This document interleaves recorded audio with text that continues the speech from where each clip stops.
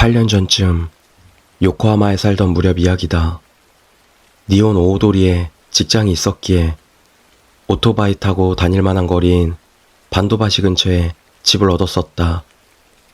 완전 낡아빠진 아파트였는데 주변 치안도 심상치가 않았다. 밤길을 걷다 보면 동남아시아계의 매춘부나 캬바레 호객꾼에 딱 봐도 야쿠자같이 생긴 아저씨들이 잔뜩 돌아다닌다.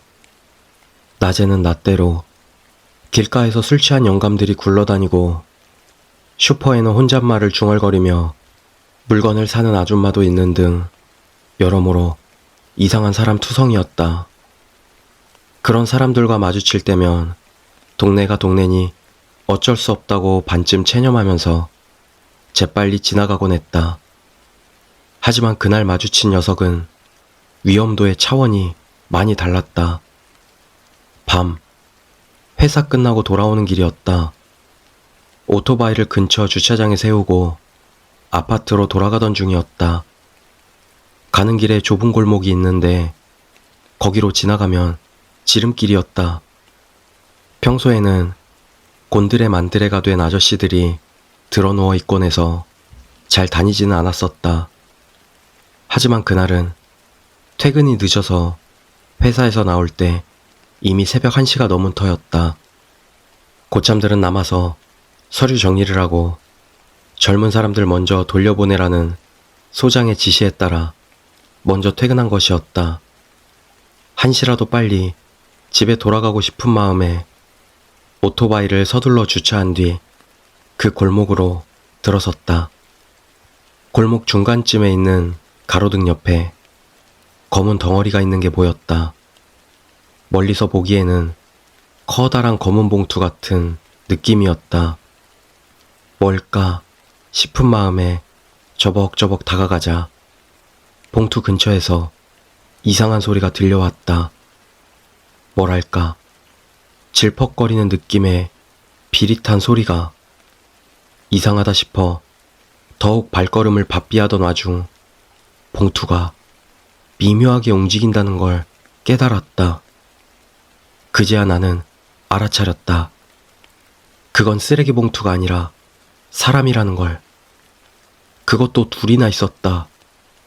한쪽은 새카만 코트를 입은 남자 같았는데 다리를 내 쪽으로 향한 채 엎드려 있었다.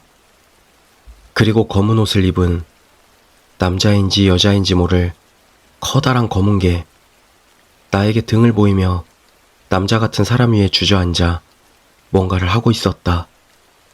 뭘 하고 있는지도 모르겠고 기분도 나빴지만 당시 나는 너무 피곤했다.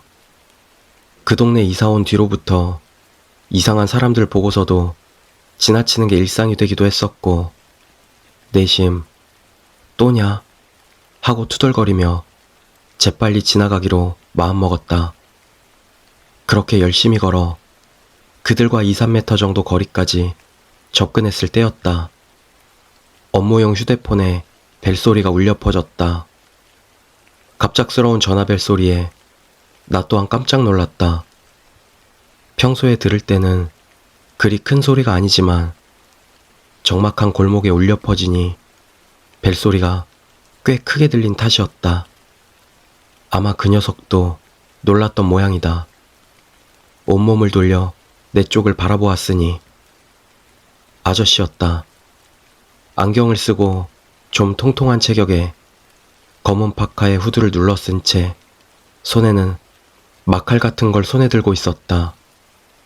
입 주변은 거뭇거뭇하게 더러운데 개처럼 헉헉대며 뿜어내던 입김이 가로등 불빛 아래 새하얗게 보이던 기억이 난다.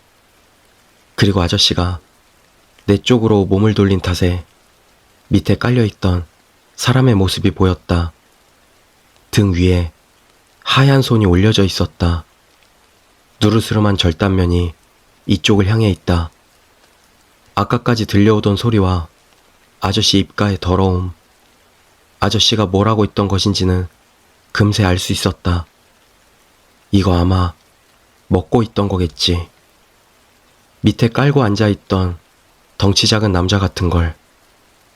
아마 저거 자주 있는 만취해서 드러누워 있던 사람이었겠지.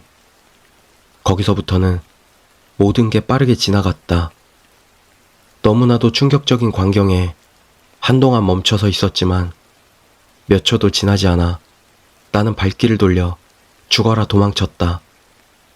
소리는 지를 수 없었다. 정말 겁에 질리면 호흡조차 뱉을 수 없게 된다는 걸 처음으로 느꼈다. 뒤에서는 아마 아저씨가 지르는 것 같은 고함이 들려왔다.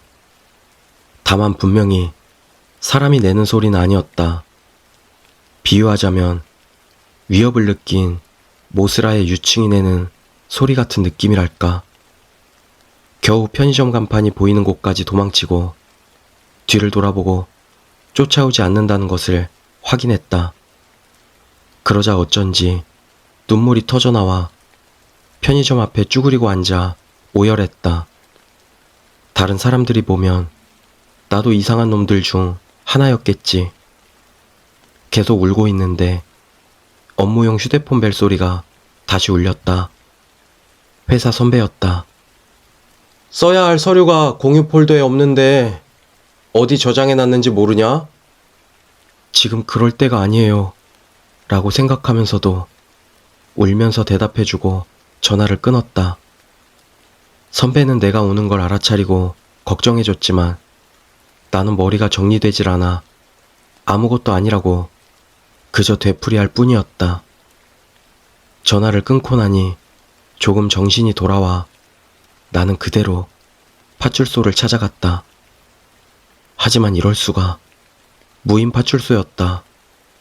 결국 그날은 혼자 집에 가기도 무서워서 택시를 타고 사쿠라키초의 만화 카페에 가서 아침까지 버티다 돌아왔다. 다음날 아침 몸이 안 좋아 결근해야겠다고 회사에 연락한 뒤 이사할 곳을 찾아 다음 주 되자마자 히오시로 이사했다. 그 일대는 이후 얼씬도 한 적이 없어서 그 후 어떻게 됐는지는 모른다.